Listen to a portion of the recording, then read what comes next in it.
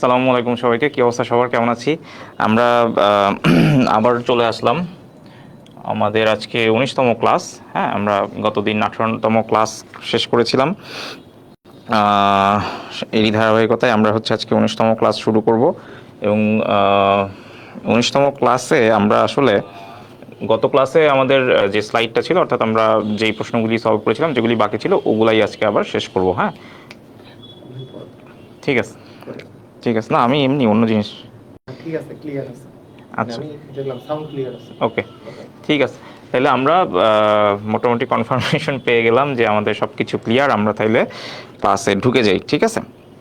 তো 19তম ক্লাস কিন্তু আমরা প্রশ্ন শুরু করতেছি 18 নাম্বার দিয়ে। হ্যাঁ, চাইলে আমরা 19 নাম্বার প্রশ্ন দিয়ে শুরু করতে পারতাম, কিন্তু 18 নাম্বার প্রশ্ন দিয়ে শুরু করতেছি। এটার কারণ আছে, কারণ গত ক্লাসে আমরা শিখছিলাম যে সবশেষ কোন ইউরোপীয় 3টি দেশ প্যালেস্টাইনকে স্বীকৃতি দেয়। হ্যাঁ, তো গত ক্লাসে আমরা এটা পড়ছিলাম এবং আমরা দেখছিলাম যে এই প্রশ্নটা খুবই সম্প্রতি, মানে খুবই সাম্প্রতিক একটা ঘটনা। এবং অ্যাট দ্য সেম টাইম এটা কোথায় চলে আসছে দেখেন তো, এইটা চলে আসছে এই যে আন্তর্জাতিক মাতৃভাষা ইনস্টিটিউট। হ্যাঁ, এইখানে audio video audio visual technician একটা পোস্টের পরীক্ষা হয়েছিল গত শুক্রবারে। সেখানে এই প্রশ্নটা আসে যে সর্বশেষ কোন ইউরোপীয় 3টি দেশ প্যালেস্টাইনকে রাষ্ট্র হিসেবে স্বীকৃতি প্রদান করে। তো এটা আমরা গত ক্লাসে আলোচনা করেছিলাম। আমি একটু দেখি যে আপনাদের কার কি অবস্থা, একটু আমাকে এটা কমেন্টে জানান। হ্যাঁ, এই প্রশ্নটা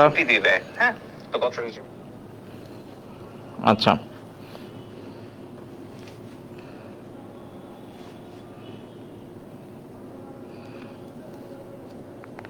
আচ্ছা, কোন 3টা দেশ প্যালেস্টাইনকে রাষ্ট্র হিসেবে স্বীকৃতি দেয়, এইটা একটু আমরা গত ক্লাসে যেহেতু আলোচনা করেছি, দেখি যে আপনাদের মনে আছে কিনা। এইটা একটু আমাদেরকে একটু জানান,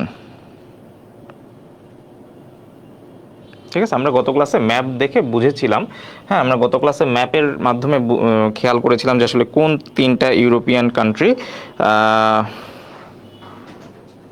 স্বীকৃতি দিয়েছিল, ঠিক আছে?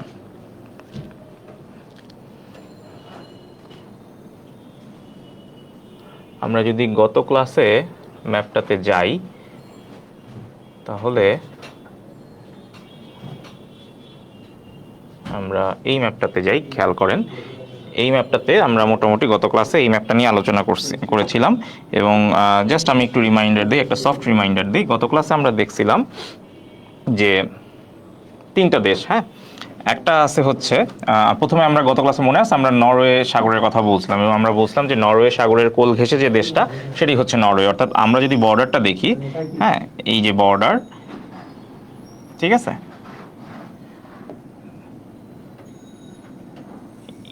এই পুরো জায়গাটাই হচ্ছে আমার কি নরওয়ে সাগরের ঠিক পাশে আসলে যে দেশটা আছে ওইটাই কি নরওয়ে। আমরা গত ক্লাসে পড়ছিলাম এটা হচ্ছে কি নরওয়ে, ঠিক আছে? আমরা গত ক্লাসে পড়ছিলাম যে দ্বিতীয় বিশ্বযুদ্ধে আমরা পড়ছিলাম যে জার্মানি এবং ইটালি ফ্রান্সকে খুব ভালোভাবে অ্যাটাক করে। এবং আমরা ম্যাপ দেখে বুঝেছিলাম যে এই যে একটা মোটামুটি বড় যে জায়গাটা আছে, বড় জায়গা জুড়ে যে দেশটা আছে, এই দেশটা ছিল হচ্ছে ফ্রান্স।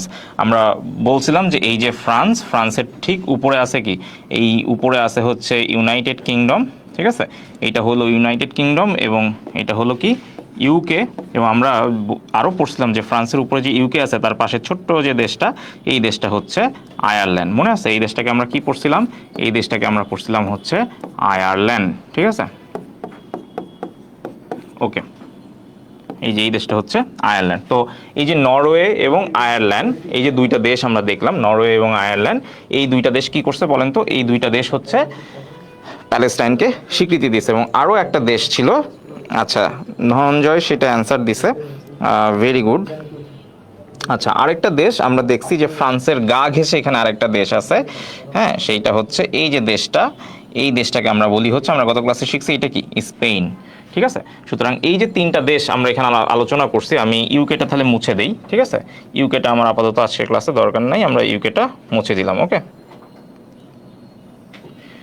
ওকে, আয়ারল্যান্ড কোনটা? এই হইল আমার আয়ারল্যান্ড, ঠিক আছে? তাহলে এখন দেখেন আমরা যদি খেয়াল করি, তাহলে ফ্রান্সকে আমরা রেফারেন্স ধরে, ফ্রান্সের উপরে এখানে ছিল হচ্ছে ইউকে, ইউকে ঠিক পাশে আয়ারল্যান্ড। এই আয়ারল্যান্ড হচ্ছে একটা ইউরোপীয় কান্ট্রি। একই সাথে নরওয়ে সাগরের পাশে আসেন হচ্ছে নরওয়ে, এটাও একটা ইউরোপিয়ান কান্ট্রি। এবং ফ্রান্সের ঠিক নিচে এখানে আছে হচ্ছে স্পেন, এই যে টোটাল তিনটা কান্ট্রি অর্থাৎ আয়ারল্যান্ড, নরওয়ে এবং স্পেন, এই তিনটা কান্ট্রি তারা হচ্ছে রিসেন্টলি কি করছে বলেন তো? তারা হচ্ছে রিসেন্টলি, আমরা তাহলে আজকের প্রশ্নে চলে যাই। এই যে তিনটা কান্ট্রি আমরা একটু এতক্ষণ ধরে ম্যাপে দেখলাম, এই তিনটা কান্ট্রি কি করছে বলেন তো? এই তিনটা কান্ট্রি হচ্ছে আমার প্যালেস্টাইনকে স্বীকৃতি দিয়েছে, ঠিক আছে? তাহলে আমরা কোন কোন দেশের কথা বলছি একটু বলেন তো, ঝটপট বলেন তো, আমরা তাহলে নামগুলো লিখে ফেলি, ঠিক আছে? কি বলছে একদম নিচে, হ্যাঁ, এইদিকে একটা দেশ ছিল ফ্রান্সের ঠিক পাশে, এখানে কে ছিল? এখানে ছিল ধরেন ফ্রান্স, এই ফ্রান্সের ঠিক পাশে এখানে ছিল হচ্ছে স্পেন, ঠিক আছে? আচ্ছা, ফ্রান্সের ঠিক উপরে এখানে আমরা বলছিলাম এখানে ছিল কে? ইউকের পাশে এখানে ছিল কি? আয়ারল্যান্ড, মনে আছে? ঠিক আছে, এই যে আমি যে এইভাবে পড়াচ্ছি এটা কিন্তু আপনার রিটেনেও কিন্তু কাজে লাগবে। আপনার রিটেন যদি কখনো এই আন্তর্জাতিক ইস্যু নিয়ে কোনো প্রশ্ন আসে তখন কিন্তু আপনি এই প্যাটার্নটা যদি একটু মনে রাখেন, এইভাবেও যদি একটু আপনি ফিগার দেখাতে পারেন, খুবই ভালো। আমি জানি যে আপনাদের খাতায় আঁকতে আঁকতে মানচিত্রগুলো আরও ক্লিয়ার হবে, আমি বোর্ডে আঁকতেছি একদম অ্যাকুরেটটা নাই আসতে পারে, ঠিক আছে? তো স্পেন, এখানে কে আছে আমি বলছি, এখানে আছে হচ্ছে আয়ারল্যান্ড, এবং আরও উপরের দিকে আমরা দেখছি এইখানে মোটামুটি কি লম্বা একটা জায়গা জুড়ে এখানে কে ছিল? এখানে ছিল নরওয়ে, এবং আমরা দেখছি যে নরওয়ে সাগরের ঠিক পাশেই ছিল নরওয়ে। যাই হোক, আমি একটা রাফ আইডিয়া দিলাম। তো এইখানে ছিল হচ্ছে আমার ফ্রান্স, এই ফ্রান্সের ঠিক নিচে স্পেন, উপরে আয়ারল্যান্ড, আর তার আরেকটু উপরে ডান দিকে নরওয়ে। এই তিনটা কান্ট্রির কথা যদি বলি, এই তিনটা ইউরোপিয়ান কান্ট্রি হচ্ছে প্যালেস্টাইনকে রাষ্ট্র হিসেবে স্বীকৃতি দেয়। এখন এটা কেন আজকে আবার বলতেছি, কারণ এই তিনটা দেশের পরে রিসেন্টলি আরও একটা দেশ, দেখেন এটা একদম রিসেন্ট ঘটনা, স্টিল একটা চাকরি পরীক্ষায় আসছে, সুতরাং আরও রিসেন্ট যে ঘটনা ঘটছে সেটাও কিন্তু আসতে পারে। সেটা হচ্ছে চতুর্থ দেশ হিসেবে আরও একটা ইউরোপিয়ান কান্ট্রি কি করছে, মানে এই রিসেন্টলি তো তিনটা দেশে দিছেই স্বীকৃতি দিছে, আরও একটা দেশ স্লোভেনিয়া, হ্যাঁ, এই স্লোভেনিয়া কি করছে? এই স্লোভেনিয়াও হচ্ছে প্যালেস্টাইনকে স্বীকৃতি দিচ্ছে। সুতরাং ভাবলাম যে নতুন ইনফরমেশনটা আপনাদের সাথে একটু শেয়ার করি, ঠিক আছে? দ্যাটস ওয়াই এই প্রশ্নটা আমরা আজকে আবার আলোচনা করতেছি।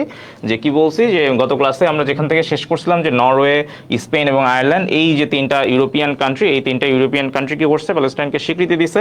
এবং আমরা গত ক্লাসে কিন্তু আরেকটা ইনফরমেশন শিখছিলাম, এই যে নরওয়ের কথা বলতেছি, নরওয়ে কিন্তু নন ইউরোপিয়ান ইউনিয়ন ভুক্ত একটা দেশ, নন ইউ কান্ট্রিজ, অর্থাৎ নরওয়ে কিন্তু ইউরোপিয়ান যে ইউনিয়ন আছে সেইটার অন্তর্ভুক্ত না।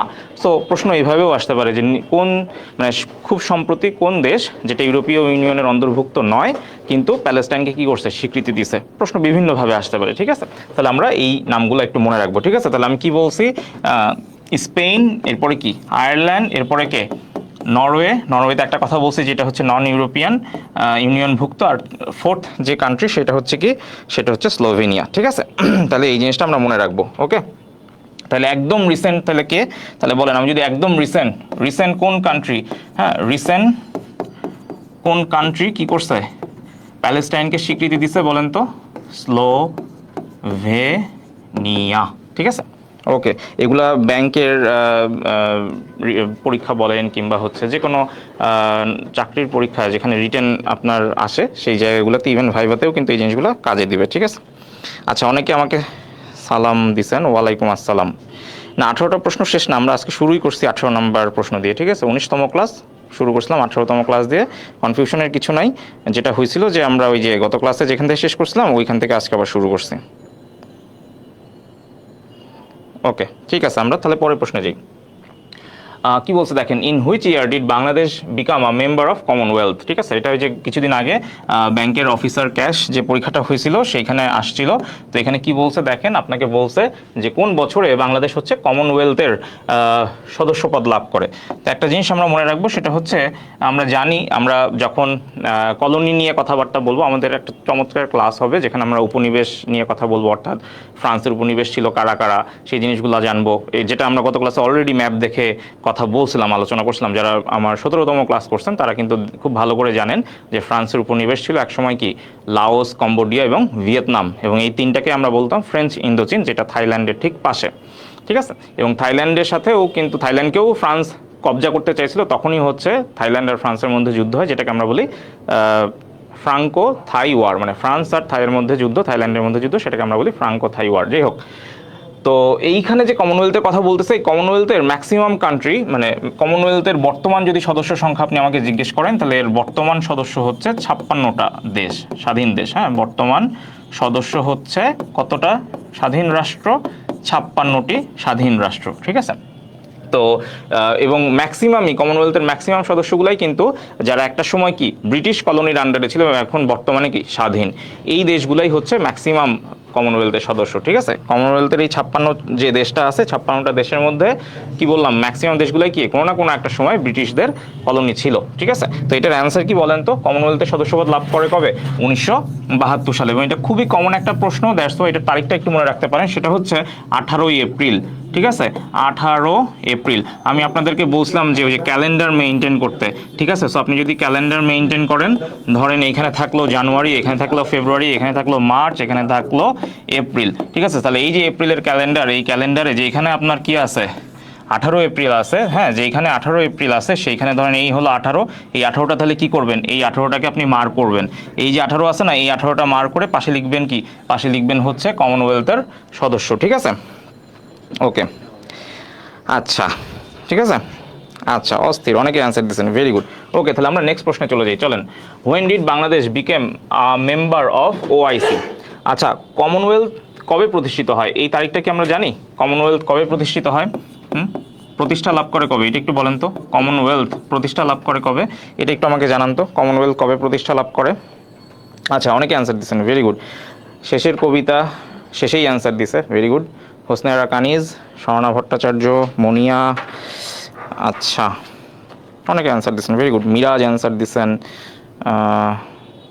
আচ্ছা, অরণ্য, রাহিম বা রহিম খান, টনি বিশ্বাস, মাহবুব, ভেরি গুড, ভেরি গুড, অস্থির। আচ্ছা, তাহলে প্রতিষ্ঠা হয় কবে বলেন তো, কত সালে প্রতিষ্ঠা হয়? কত সালে প্রতিষ্ঠা হয় কমনওয়েলথ, কত সালে প্রতিষ্ঠা হয়, এটা একটু বলেন তো। আচ্ছা,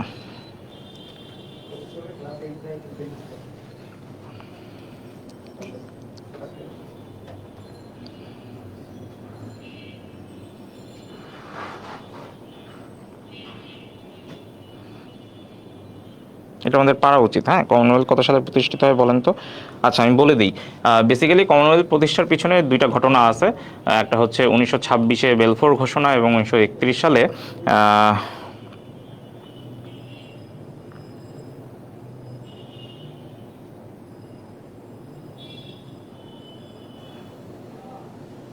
আচ্ছা, এখনো সবাই 1974 বলতেছেন, এইটা আচ্ছা,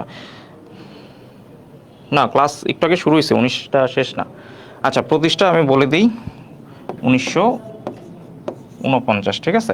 বাট এর আগে 1926 এবং 1931 সালে দুইটা ঘটনা ঘটে, সেই ঘটনাগুলোরই আসলে পরবর্তীতে এই ফর্মটা হয়।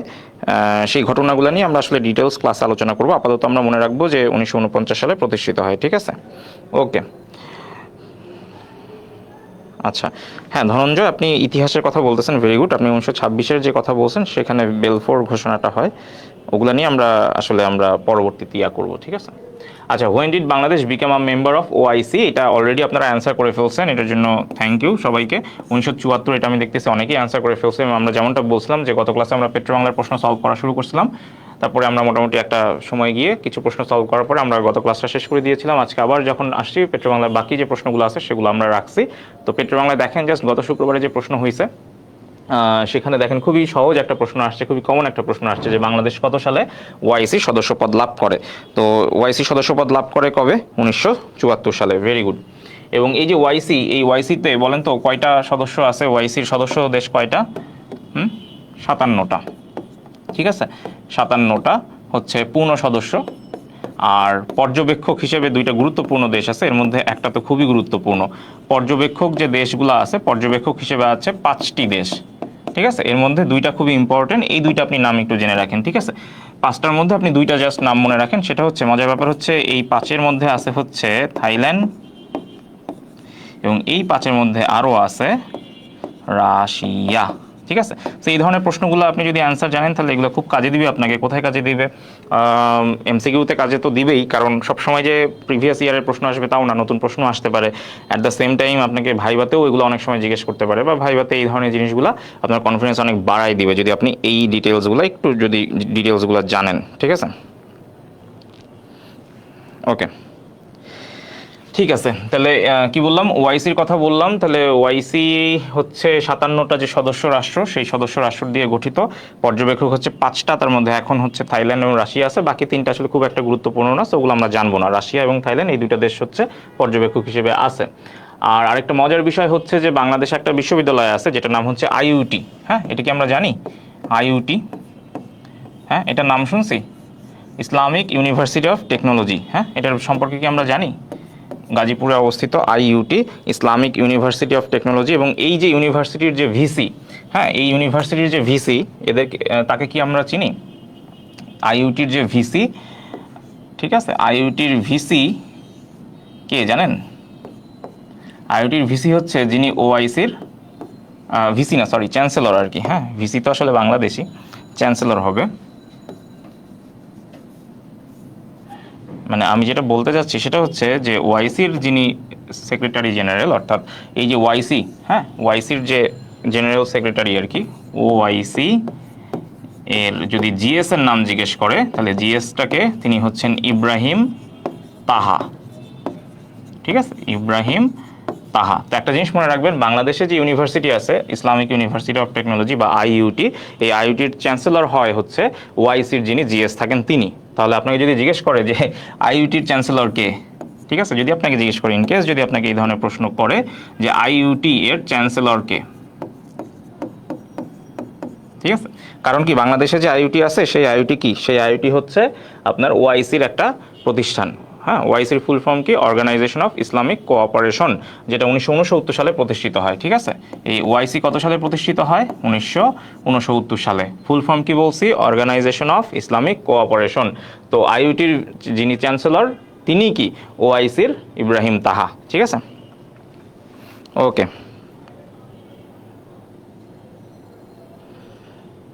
আচ্ছা, ঠিক আছে, তাহলে আমরা পরের প্রশ্নে যাই, চলেন।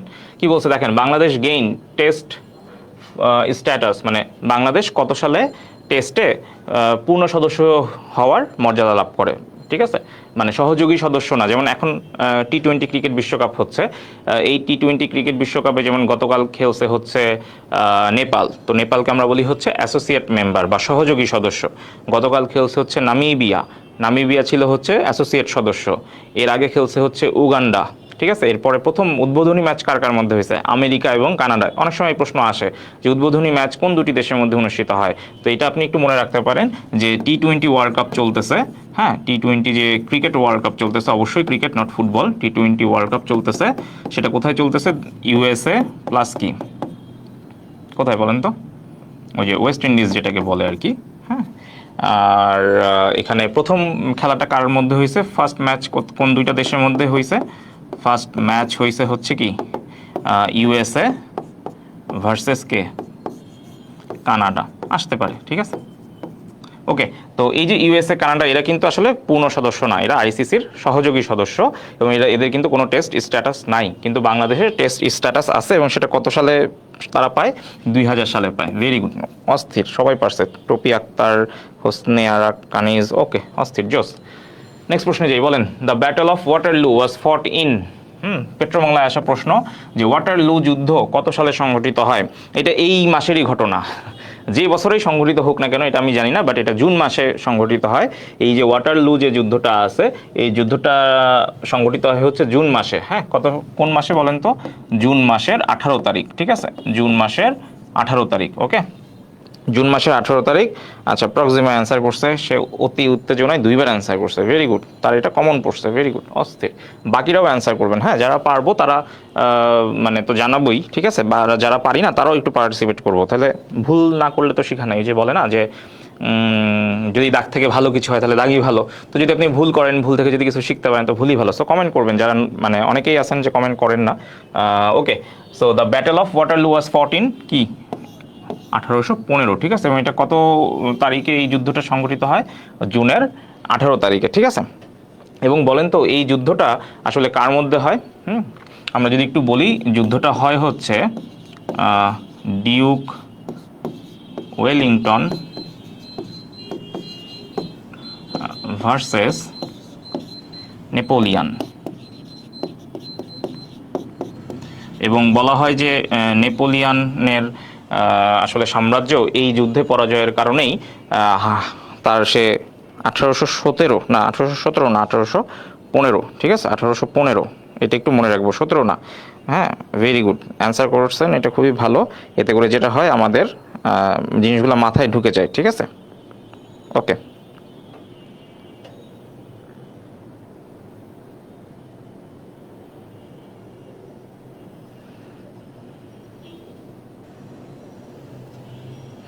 আচ্ছা এই যুদ্ধে তাহলে কে জিতে বলেন তো? এই যুদ্ধে কে জিতে? ব্যাটল অফ ওয়াটারলু, এটা 18 জুন 1815 সালে সংঘটিত হয়। ডিউক ওয়েলিংটন এবং কি নেপোলিয়নের যে ফ্রেঞ্চ আর্মি ছিল তাদের মধ্যে এই যুদ্ধটা সংঘটিত হয়। এবং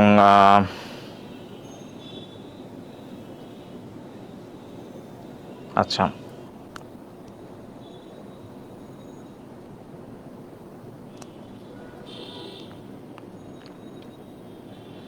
ওকে,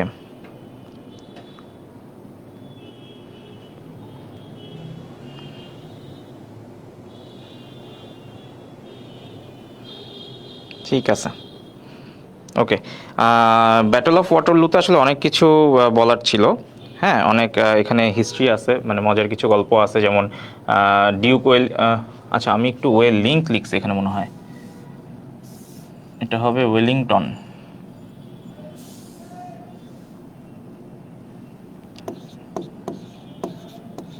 Duke of Wellington versus Napoleon Bonaparte, ঠিক আছে। ওকে, এবং এই যুদ্ধের কারণে মানে পুরা ইউরোপিয়ান হিস্ট্রি চেঞ্জ হয়ে যায়। যেখানে ফ্রান্সের সাম্রাজ্য ছিল, ব্যাপক আধিপত্য ছিল, সেখানে আসলে সেটা একদমই ধামাচাপা যায় এবং ব্রিটিশরা আর কি রাজ করে ফ্রান্সের উপরে।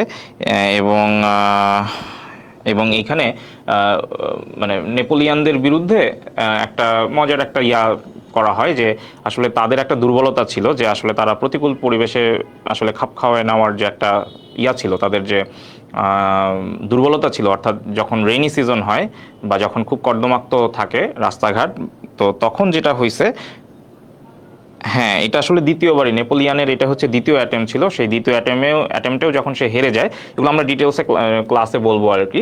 তো এটা তার একটা সেকেন্ড অ্যাটেম্প ছিল এবং এই অ্যাটেম্পটেও সে হেরে যায়, এবং তখন তাকে ওই যে একজন বলছে যে বনবাসে পাঠানো হয়। হ্যাঁ, আরও কিছু মজার এখানে ব্যাপার স্যাপার আছে। হ্যাঁ, তো প্রেম প্রীতির গল্পও আছে, তো সেগুলো আমরা ডিটেলস ক্লাসে আলোচনা করব, ঠিক আছে। আর এখানে এটা আমরা জানি যে বেলজিয়ামে এই যুদ্ধটা অনুষ্ঠিত হয়, এবং আছে এগুলো নিয়ে আমরা ডিটেলস নেক্সটে আলোচনা করব, এখন আমরা ওইদিকে যাচ্ছি না। ওকে, দেখেন, which country is the latest member of NATO? হ্যাঁ, পেট্রো বাংলায় আসা প্রশ্ন যে সম্প্রতি কোন দেশ ন্যাটোতে যোগদান করেছে। এটাকে আমরা বলি হচ্ছে ন্যাটো এর ফুল ফর্ম, যদি আমরা একটু লিখি, ন্যাটোর ফুল ফর্ম কি বলেন তো? ন্যাটো এর ফুল ফর্ম হচ্ছে নর্থ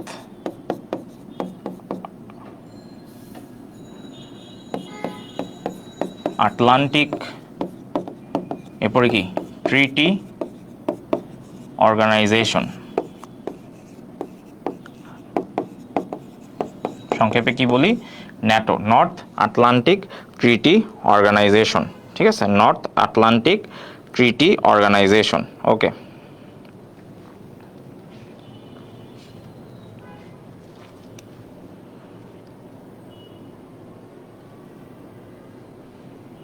আচ্ছা এটা কত সালে প্রতিষ্ঠিত হয় বলেন তো?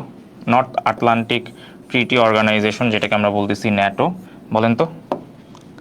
নর্থ আটলান্টিক ট্রিটি অর্গানাইজেশন, এটা কত সালে? একটু আগে এই সালটা নিয়ে আমরা কথা বলছি, হ্যাঁ একটু আগে আমরা এই সালটা নিয়ে কথা বলছি, অর্থাৎ 1904 সালে, ঠিক আছে, সরি 1949 সালে, একটু আগে আমরা এটা নিয়ে কথা বলছিলাম 1949 সালে। তো এই 1949 সালের এপ্রিল মাসে, যেমন আমরা একটু আগে একটা তারিখ শিখছি, মনে আছে? আমরা আজকের ক্লাসে একটা তারিখ শিখছি, 18 এপ্রিল, 18 এপ্রিল 1972।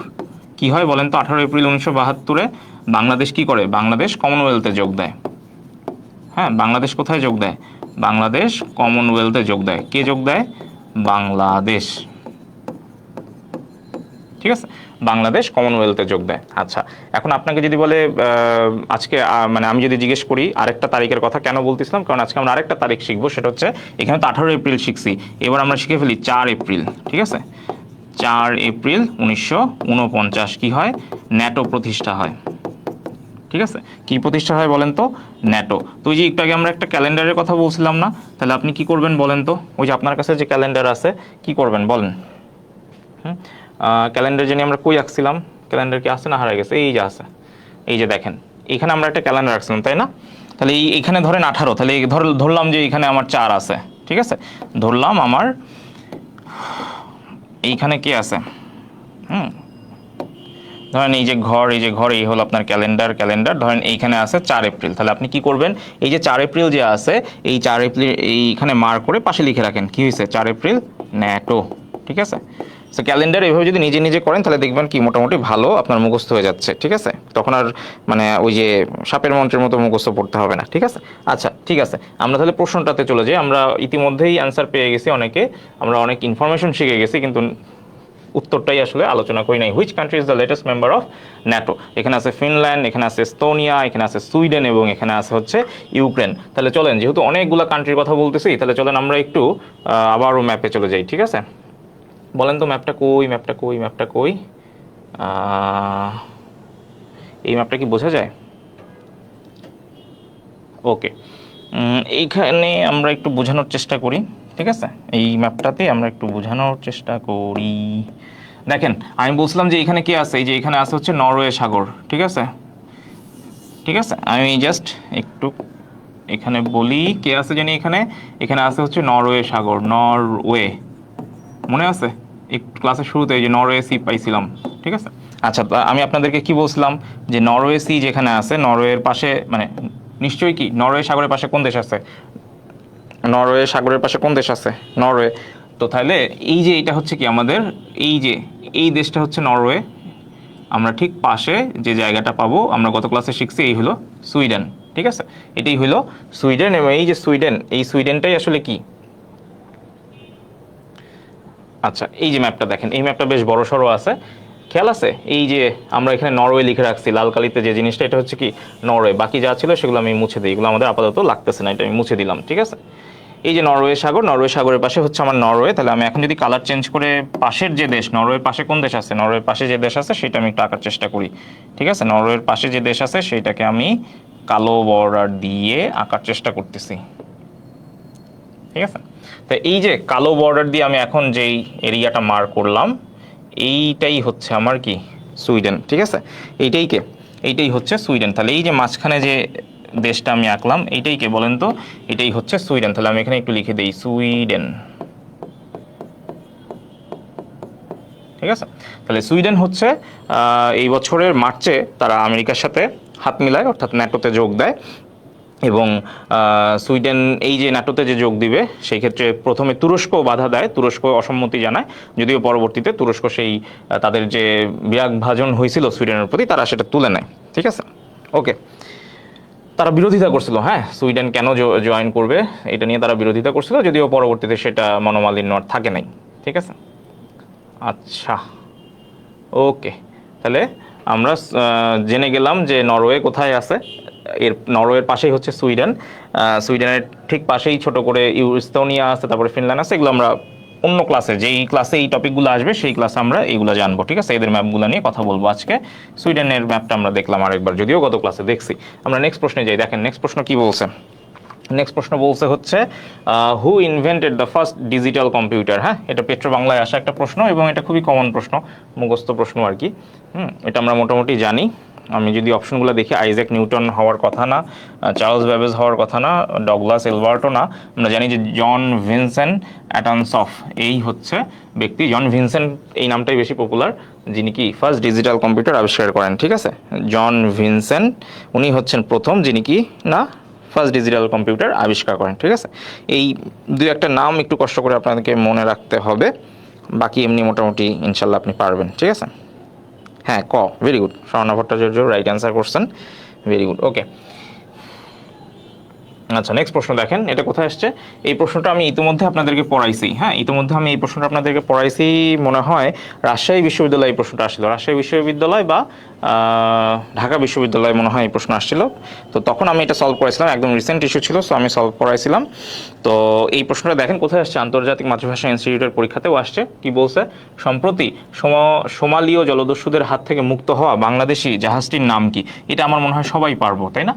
সম্প্রতি সোমালীয় জলদস্যু, হ্যাঁ, এই যে সোমালীয় যে জলদস্যু আছে তাদের হাত থেকে রেহাই পাওয়া বাংলাদেশি জাহাজটির নাম কি।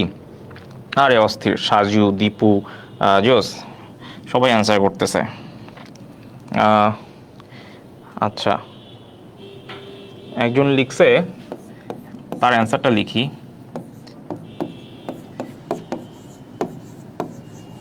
এইটা কি জানি লিখছে, হ্যাঁ। তা আমি না প্রথমে ভাবছি সে বলছে যে আমি ভাই আব্দুল্লাহ। আচ্ছা, তা আমি বুঝছি সে কি লিখতে চাইছে। তা আমি কমেন্ট পড়ার সময় ভাবছি যে আমার মনে হয় তার নাম আব্দুল্লাহ বা এরকম কিছু একটা, সে মজা করে বলছে যে ভাই আমি আব্দুল্লাহ। হ্যাঁ, তো আসলে সে এটাই লিখতে চাইছে, এম ভি আব্দুল্লাহ লিখছে আর কি এইভাবে। আচ্ছা, কোনো সমস্যা নেই। এম ভি আব্দুল্লাহ লেখার চেষ্টা করছে, আমরা এটা বুঝে নিছি। হ্যাঁ, কিন্তু পরীক্ষার খাতায় এইভাবে কিন্তু স্যার বুঝে নিবে না। ওকে, এম ভি আব্দুল্লাহ। হ্যাঁ হ্যাঁ, আমি ভাই আব্দুল্লাহ। আচ্ছা, যাই হোক, এটা কিন্তু আমরা করবো না। হ্যাঁ, এইরকম করা যাবে না, আমি ভাই আব্দুল্লাহ এগুলা করা যাবে না, ঠিক আছে। M V Abdullah, very good, অস্থির অস্থির। ওরে, অনেকে অ্যান্সার করছেন, ভেরি গুড। আচ্ছা, খুবই ভালো। ওকে,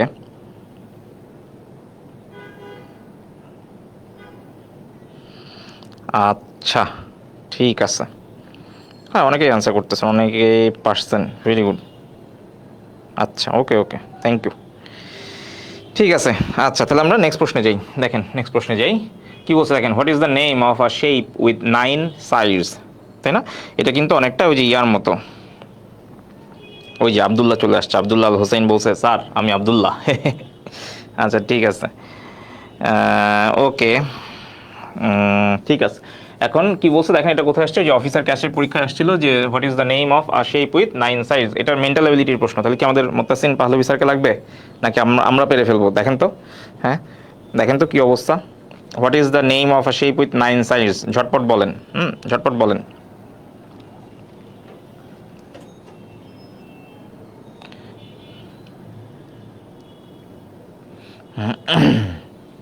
আচ্ছা, যদি 9টা হয়, হ্যাঁ, আচ্ছা যদি 9টা হয়, what is the name of a shape with 9 sides. যদি 9 সাইডস হয়, তাহলে মনে রাখবেন যে শুরুতে কি আসবে, এই যে এই অপশনটা। এটা আপনারা সবাই জানি, হেপ থাকলে কি হয়, এটা আমরা অনেকেই জানি যে হেপ মানে হচ্ছে 7।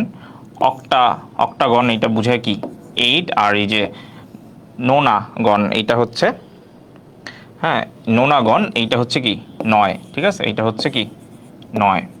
ওকে, ঠিক আছে।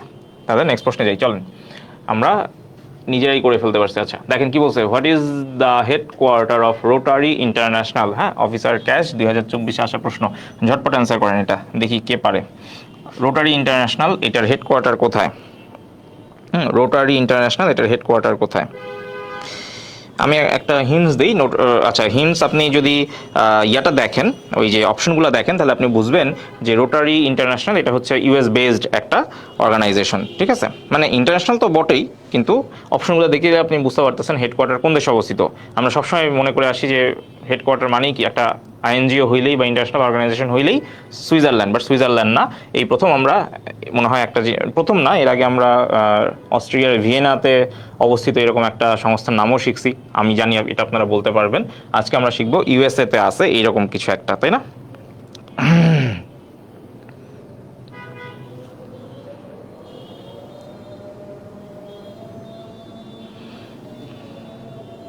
আচ্ছা, এটার অ্যান্সার কি কেউ পারছি? বি বলছেন, হ্যাঁ, একজন বলছে ওয়াশিংটন, হ্যাঁ, একজন বলছে ওয়াশিংটন। আচ্ছা, আবদুল্লাহ বলছেন ওয়াশিংটন, আবদুল্লাহ আবার চলে আসছে। ধনঞ্জয় বলছে ইলিনয়, হোসনে আরা ওয়াশিংটন, সাফা ওয়াশিংটন, তৌহিদুল ওয়াশিংটন। ওকে, অনেকেই ওয়াশিংটনের কথা বলতেছেন, বাট ওয়াশিংটন না, সঠিক উত্তর হচ্ছে ইলিনয়, ঠিক আছে। ইলিনয় হচ্ছে একটা স্টেট, হ্যাঁ, এটা হচ্ছে একটা স্টেট। এখানে যতগুলো অপশন আছে 4টাই হচ্ছে কি স্টেট। আপনাকে যদি একটু ঘুরায় পেঁচায় দেয়, ইন কেস যদি আপনার প্রশ্ন হার্ড করতে চায় বা আপনাকে একটু বাজায় দেখতে চায়, যদি বলে কোন সিটিতে অবস্থিত, তাহলে আপনি সিটির নামটা মনে রাখেন। সিটি হচ্ছে এভানস্টন সিটি। আর যদি স্টেট বলে তাহলে স্টেট কোনটা? ইলিনয়। ঠিক আছে, এর দেশ কোনটা? হ্যাঁ, ইউনাইটেড স্টেটস। আচ্ছা, ঠিক আছে, হ্যাঁ ইলিনয়। ওকে, আচ্ছা আকাশ সমুদ্র বলছে ওয়াও ক্লাস। ওয়াও ক্লাস না করে ওই আপনি ওয়াও ওয়াও অ্যান্সার দেন। হ্যাঁ, what is the headquarter of rotary international? তাহলে এটা কি অ্যান্সার কি বলছে? ইলিনয়। এবং আপনাকে অবশ্যই এই ধরনের অর্গানাইজেশন হলে একটু জেনে রাখতে হবে যে কত সালে এটা প্রতিষ্ঠিত হয়েছে। চলেন আজকে আমরা আরেকটা তারিখ শিখে ফেলি। এটা প্রতিষ্ঠিত হয় হচ্ছে ফেব্রুয়ারি মাস, আপনাদের সবার প্রিয় ফেব্রুয়ারি মাসে, তাই না? 23 ফেব্রুয়ারি। আনফর্চুনেটলি 14 হয় নাই, কিন্তু কত হয়েছে? 23 হয়েছে। আচ্ছা, ফেব্রুয়ারি কি আপনাদের সবার প্রিয় মাস? 23 ফেব্রুয়ারি। হ্যাঁ, 23 ফেব্রুয়ারি। এবং কত সালে? এটা হচ্ছে তত সালে যেই সালে আমরা শিখছিলাম যে রাশিয়া এবং জাপানের যুদ্ধ হয়, সেই সালের। আমি গত ক্লাসে পড়াইছিলাম যে একটা সাল পড়াইছিলাম। হ্যাঁ, আমি আপনাকে বলছিলাম যে অমুক সালে, হ্যাঁ অমুক সালে রাশিয়া জাপান যুদ্ধ শেষ হয়। রাশিয়া জাপান যুদ্ধে জাপান জয়ী হয়, মনে আছে? জাপান জয়ী হয়। তো যে যারা গত ক্লাস করছেন তাদের বলতে পারার কথা যে যত সালে রাশিয়া জাপান যুদ্ধে জয়ী হয়েছিল, মানে রাশিয়া জাপান যুদ্ধে জাপান যখন জয়ী হয় সেই বছরটাই হচ্ছে কি, সেই বছরটাই রোটারি ইন্টারন্যাশনাল গঠিত হয়।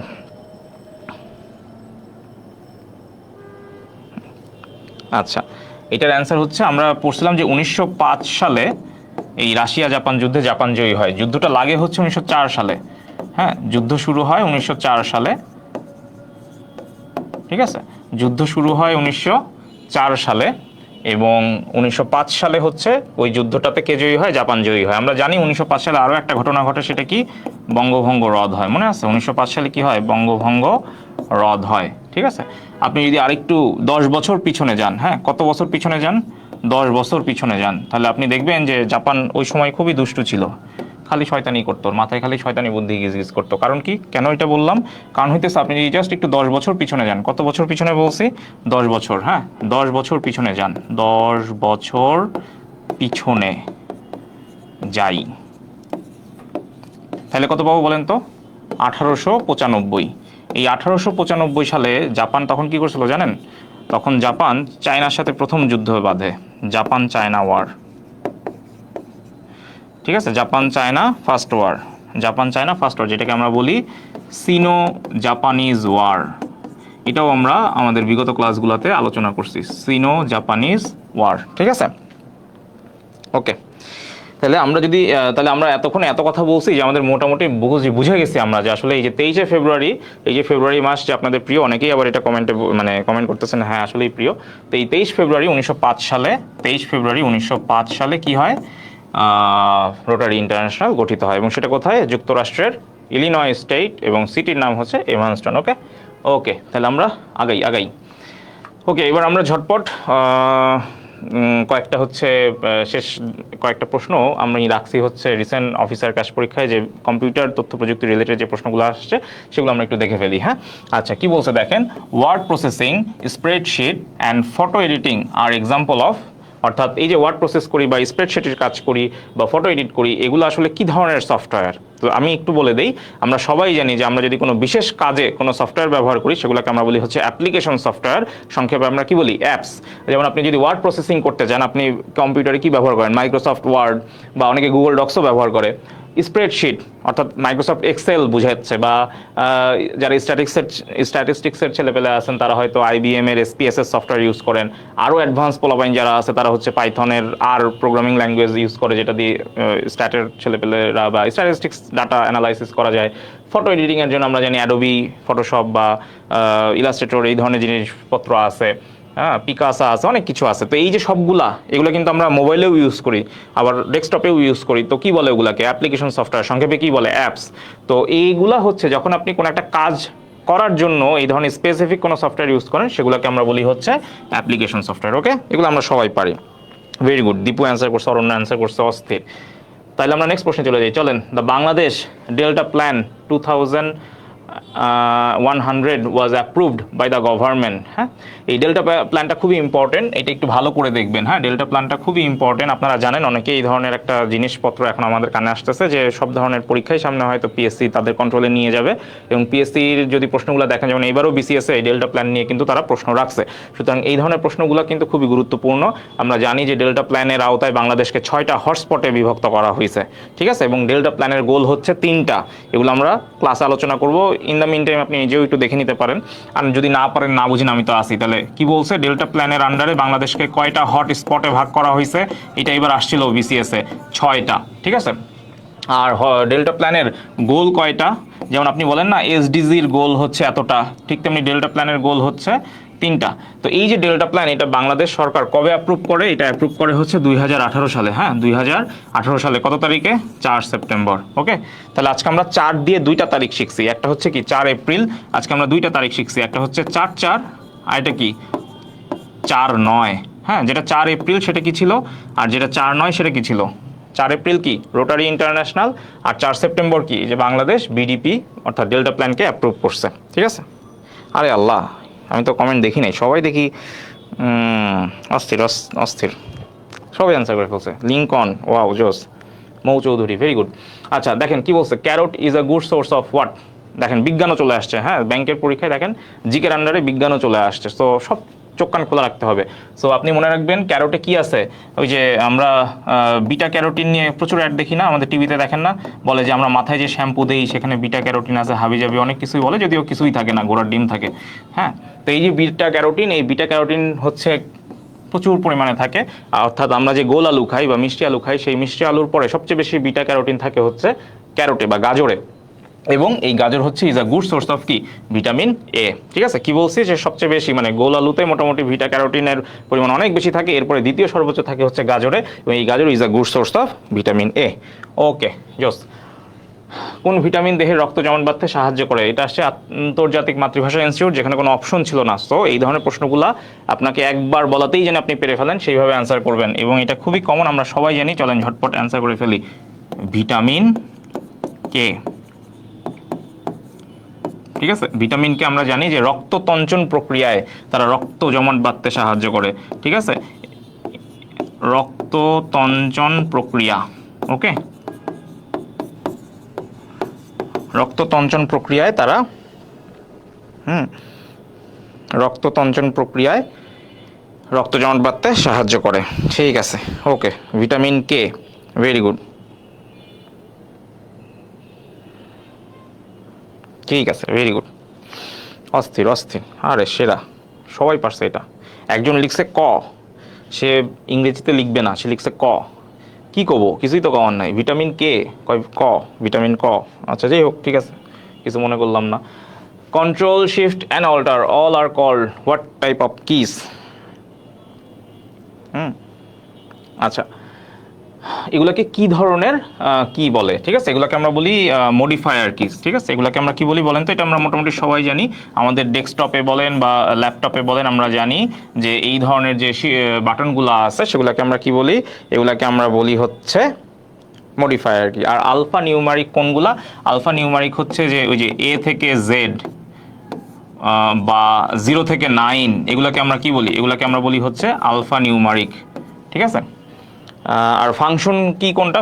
ফাংশন কি আপনি দেখেন, আপনি আপনার বাসায় যদি কম্পিউটার থাকে, মানে ডেস্কটপ থাকে, অথবা যদি ল্যাপটপ থাকে, যে কোনো একটা জিনিস আপনি খুলে দেখেন, ওখানে কে কারে পাবেন? ওখানে পাবেন হচ্ছে একদম কিবোর্ডের মাথার উপরে F1 থেকে F12, এগুলোকে আমরা বলি হচ্ছে ফাংশন কি।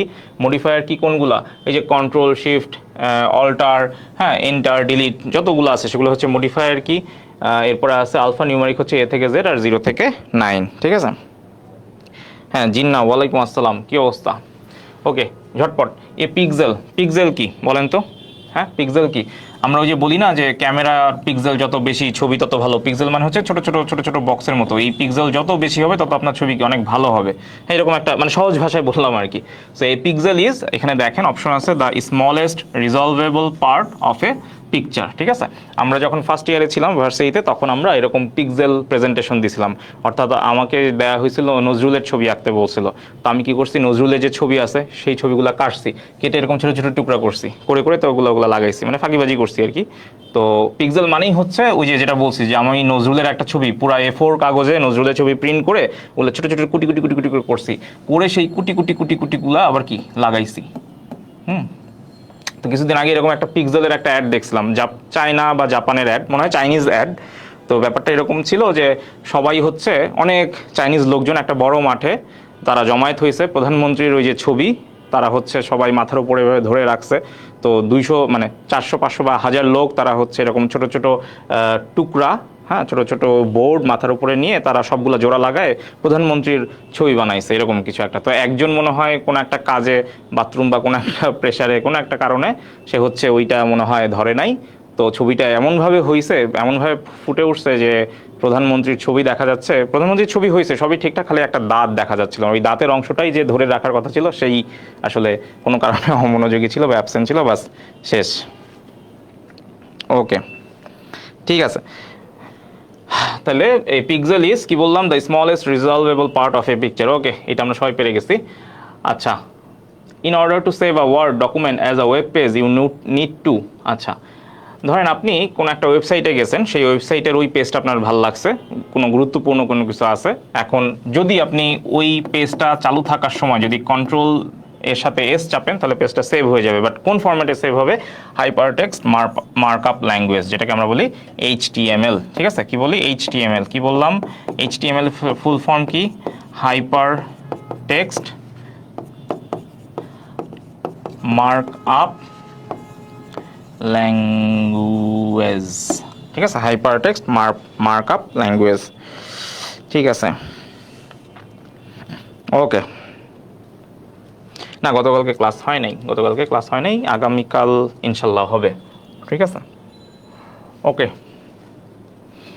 Which of the following is the second highest rice producer in the world? দেখেন অফিসার ক্যাশে প্রশ্ন আসছে যে সবচেয়ে দ্বিতীয় সর্বোচ্চ ধান প্রডিউস হয় কোন দেশে, দ্বিতীয় সর্বোচ্চ। তো আমি এখানে বলে দিই, চায়না হচ্ছে ফার্স্ট,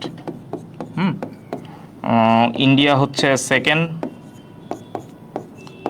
বাংলাদেশ হচ্ছে থার্ড, রাশিয়ার খাওয়া নাই, রাশিয়া মনে হয় অনেক নিচে আছে। ফার্স্ট সেকেন্ড থার্ড হচ্ছে এরা। তাহলে কি বলছে আপনাকে? কাকে খুঁজে বের করতে বলছে? আপনাকে বলছে হচ্ছে সেকেন্ড হাইয়েস্ট। এই যে দেখেন কি বলছে, সেকেন্ড হাইয়েস্ট রাইস প্রডিউসার। তাহলে সবচেয়ে বেশি রাইস প্রডিউসার করে কে? চায়না। তারপরে সেকেন্ড কে? তারপরে সেকেন্ড হচ্ছে ইন্ডিয়া। তাহলে আমার রাইট আনসার কি হবে? রাইট আনসার হবে হচ্ছে ইন্ডিয়া। ঠিক আছে, ওকে। তাহলে আজকে এই পর্যন্ত থাকুক। হ্যাঁ, আমরা মোটামুটি অনেক কিছু জানলাম আজকে। তো আপনারা থ্যাংক ইউ লেখেন অনেকে, তো আমি অ্যাডভান্স ওয়েলকাম লিখে ফেললাম। তো আজকে আমরা মোটামুটি প্রায় 20টার মতো প্রশ্ন সলভ করছি। বাট সবসময় আমি যেটা করি, 20টা প্রশ্নে আমরা অনেক কিছু জানছি, অনেক এক্সট্রা ইনফরমেশন পাইছি। সো আপনি যদি সুন্দর করে নোট করেন এবং ধারাবাহিক যদি আমার ক্লাসগুলো করেন তাহলে দেখবেন প্রত্যেকটা ক্লাসের সাথে প্রত্যেকটা ক্লাসের মার্জ করে আমি নেই, বা আমি আজকে যে টপিকটা পড়াইতেছি এটা যদি প্রিভিয়াস কোনো টপিকের সাথে মিলে যায় বা ওই রিলেভেন্ট কোনো, যেমন আজকেও আমি গত ক্লাসের ম্যাপ দেখায় পড়াইছি। এর মানে কি, গত ক্লাসের ম্যাপ যদি আপনার মাথায় থাকে, গত ক্লাসে আমরা সুইডেন, নরওয়ে, ফিনল্যান্ড এগুলো নিয়ে কথা বলছি, জার্মানি, ফ্রান্স, ইতালি নিয়ে কথা বলছি। ওই ম্যাপের উপরে কিন্তু আজকে আরও 2-3টা দেশ দেখছি, বা স্পেশালি সুইডেন নিয়ে কথা বলছি, রাইট? সো এইভাবেই দেখেন আমি যে জিনিসটা পড়াচ্ছি সেই জিনিসের উপর বেস করে আরও নতুন নতুন ইনফরমেশন দিচ্ছি। সো রেগুলার ক্লাসগুলো একটু করেন। যারা নতুন পুরাতন আছেন তারা রেগুলার ক্লাসগুলো করেন, যারা পুরাতন আছেন তারা তো ইনশাল্লাহ ক্লাস করেন, আলহামদুলিল্লাহ ক্লাস করেন, সামনে ইনশাল্লাহ করবেন। আর নতুনদের মধ্যেও ক্লাসগুলো একটু ছড়াই দিন, হোপফুলি যে ক্লাসগুলো আরও ভালো হবে ইনশাল্লাহ, আর আমারও মোটিভেশন বাড়বে। হ্যাঁ, সো ইনশাল্লাহ আপনাদের সাথে আবার দেখা হবে। সবাই ভালো থাকবেন, সুস্থ থাকবেন। আচ্ছা আচ্ছা, ঠিক আছে। আচ্ছা, যারা যারা থ্যাঙ্কস দিয়েছেন থ্যাংক ইউ। হ্যাঁ, থ্যাংক ইউ শারমিন, লাবণী, বিনতা হাকিম, দীপু সরকার। হ্যাঁ, কী অবস্থা দীপু? আজকে আর না দীপু। ওকে, শ্যামল সরকার, ধন্যবাদ। আপনারা ক্লাস করেন, এটাও আমার খুব ভালো লাগে। Thank you. Okay, I hope আমরা ইনশাল্লাহ কালকে আবার দেখা হবে। আর একটা জিনিস মনে রাখবেন, সেটা হচ্ছে যে দিন দুনিয়াতে যাই হোক আপনি আপনার পড়াশোনা জারি রাখবেন। 30% কী হইলো, 40% কী হইলো, এগুলো মাথায় নেওয়ার দরকার নাই। কারণ বাকি যে 70%, বাকি যে 60%, বাকি যে 10%ও যদি থাকে, ওই 10%এই আমি বেস্ট হবো, ওই 10%এই আমি একজন থাকবো, 1%ও যদি থাকে ওই 1%-এর একজন আমি হব। এইভাবে চিন্তা করেন না, কি হইতেছে আশেপাশে এগুলো তো করা দরকার নেই। এগুলো জাস্ট আপনার টাইম ওয়েস্ট করে, টাইম কিল করে। No need of that, right? So এগুলো করার মোটেও দরকার নাই। হ্যাঁ, আপনার এত সময় নাই, আপনার এত বিলাসিতা করারও সুযোগ নেই। হ্যাঁ, সো মানে থিংস উইল হ্যাপেন। হ্যাঁ, অনেক কিছুই হবে, বাট মেক শিওর যে আপনি আপনার টার্গেটে ফিক্স থাকবেন, সো যেমন অনেকেই এগুলো জিজ্ঞেস করছেন, এগুলো দরকার নেই, এগুলো আমিও ইচ্ছা করে স্কিপ করছি, কারণ এগুলো আমার মাথা ব্যথা না, এগুলো আমার কনসার্ন না। কারণ আমার কনসার্ন কি, আমার কনসার্ন হচ্ছে আমার যেই 300-400 লোকজন রেগুলার ক্লাসগুলো করেন, সামনে হয়তো ইনশাল্লাহ আরও বাড়বে। সো যত মানুষ কাভার করা যায়, যত মানুষের উপকারে আসা যায়, সো ঠিক আছে। সো আই থিঙ্ক এই 30-40 এগুলো নিয়ে ভাবার দরকার নাই, কারণ প্রচুর সার্কুলার হয় এখন। ইভেন 10ম গ্রেডে বা 11 থেকে 20তম গ্রেডে প্রচুর সার্কুলার হয়। 9ম গ্রেডের সার্কুলারও এখন চলমান আছে। কর্মচারী কল্যাণ বোর্ডে 9ম গ্রেডের সার্কুলার আছে। আজকে ডুয়েটে সার্কুলার হয়েছে, গাজীপুরে যে বিশ্ববিদ্যালয় আছে সেখানে অনেকগুলো পোস্ট আছে 9ম গ্রেডের, সেখানে আবেদন করতে পারেন। 10ম থেকে 11-20 এগুলোও আছে। মাইক্রো ক্রেডিট রেগুলেটরি অথরিটি, ওখানে 9ম গ্রেডের সার্কুলার চলতেছে আছে। মানে আপনাকে জাস্ট ওইটি যেটা বললাম, ধরেন 10টা-20টা পোস্ট থাকুক, বাট হন না আপনি ওই 10 জনের একজন হন না, সেইটাই তো হইতে চান না, সেইটার পরিশ্রম তো করেন না। সো এই উল্টাপাল্টা কথাবার্তা আমরা আসলে মাথায় ঢুকাবোই না। যত মাথা ফ্রেশ রাখা যায়, যত কাজে জিনিস ঢুকানো যায়, তত ভালো। ঠিক আছে, ভালো থাকবো সবাই। আসসালামু আলাইকুম, থ্যাংক ইউ সবাইকে।